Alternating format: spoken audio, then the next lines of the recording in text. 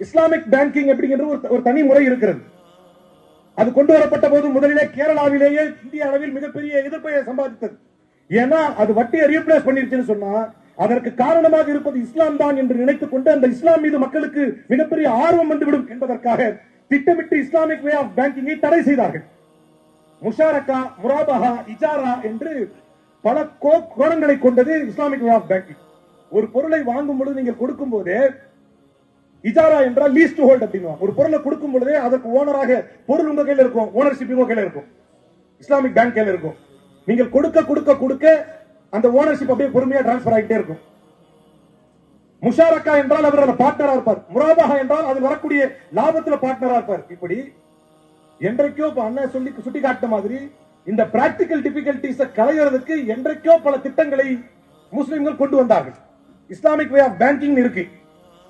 ஆனால் அவைகள் எல்லாம் முட்டுக்கட்டை போடப்பட்ட சூழ்நிலையில் தான் இன்றைக்கு பைத்துல் மால்கள் முக்கியத்துவத்தை பெறுகிறது.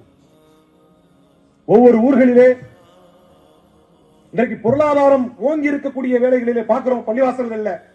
பள்ளிவாசல்களின் முத்தவள்ளிகளாக மாற வேண்டும் என்பதற்காக போராடக்கூடிய எத்தனையோ பேர், பள்ளிவாசல் தலைவர்களாக, ஊர் தலைவர்களாக மாற வேண்டும் என்று போராடக்கூடிய எத்தனையோ பேர் அவர்களுடைய மஹல்லாவில் இருந்து பக்கத்து மஹல்லாவிற்கு லெட்டர் வாங்கி கொண்டு போய் ஒரு குமரகாரியம் வச்சிருக்கிறேன் அல்லாஹ்விடத்தில் ஸல்லல்லாஹு சொன்னாங்க, இன்ன ஹுர்மத்துக்கும் ஹராமுன் கஹுர்மி யௌமிக்கும் ஹாதா. இந்த நாள் அரபாவுடைய நாள் எவ்வளவு புனிதமானதோ அவ்வளவு புனிதமானது ஒரு மூமினுடைய கண்ணியம் என்று சொன்னார்கள்.